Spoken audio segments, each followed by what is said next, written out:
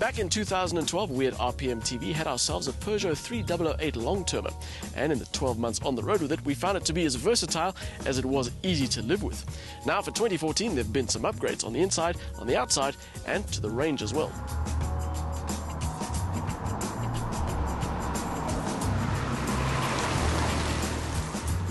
Joining the lineup later in the year will be the 1.6 VTi Access with a naturally aspirated 1600 petrol motor. Next step up is the 1.6 THP with a 1600 turbo petrol, and at the top of the range is the 2-litre diesel, which is what we have here. It's easy to look at the 3008 and see it as a people mover, but Peugeot prefer the term crossover.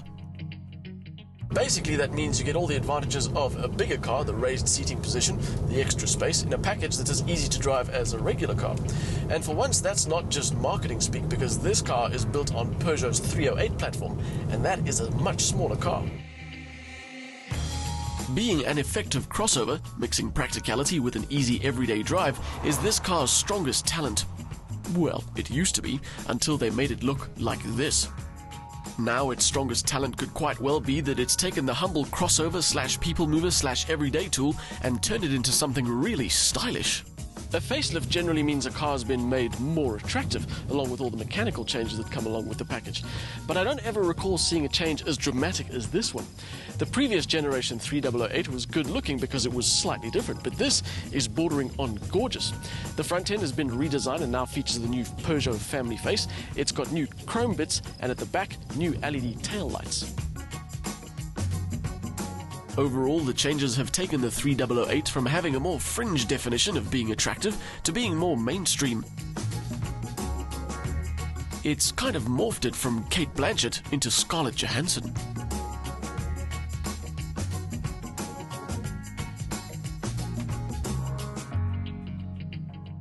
There are fewer changes in here, just the familiar layout with some new materials and finishes.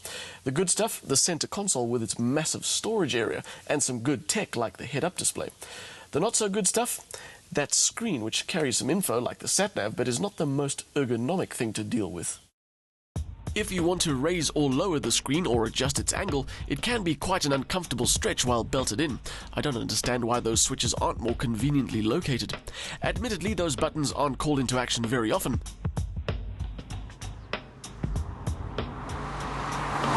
The more frustrating operations happen when you try to deal with the car's infotainment system. Yes, it's well spec'd with Bluetooth and iPod connectivity, but the operating system isn't very intuitive. The French really could do with some software lessons from the Germans.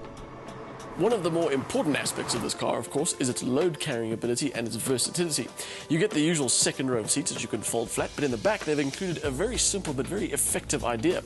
It's a split-level boot floor that allows you to create separate compartments so you can make the most efficient use of its 512 litres of boot space.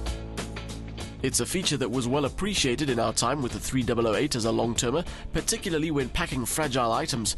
That floor allows you to separate those items from more bulky ones.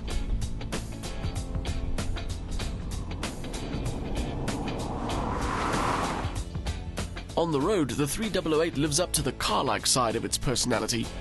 The diesel motor puts out 120 kilowatts and 340 newton meters. Now, although it can feel a bit laggy if you try to get away in a hurry, it generally feels fine even when you're carrying a load. The rest of the setup is good. Easy steering, comfortable setup, and things like the standard park distance control help with maneuvering. It's only the 6-speed auto gearbox that lets the slide down a bit. It can feel a bit lazy. But fortunately, Peugeot have fitted a sport button, which for the first time ever in a car in this class is actually a necessity rather than being pointless.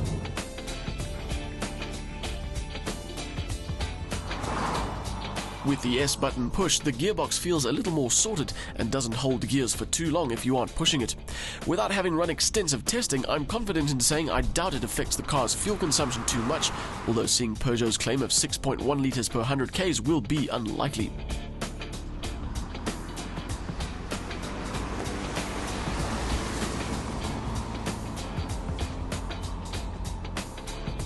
And if you're thinking you'll just opt for the manual, you can't. This auto is the only option for the diesel. The updated 3008 has kept the best bits of the previous version. Decent space, versatility, a comfortable drive, but it's also added some finishing touches. The stylish redesign has turned what was always a very good package into a very good-looking one.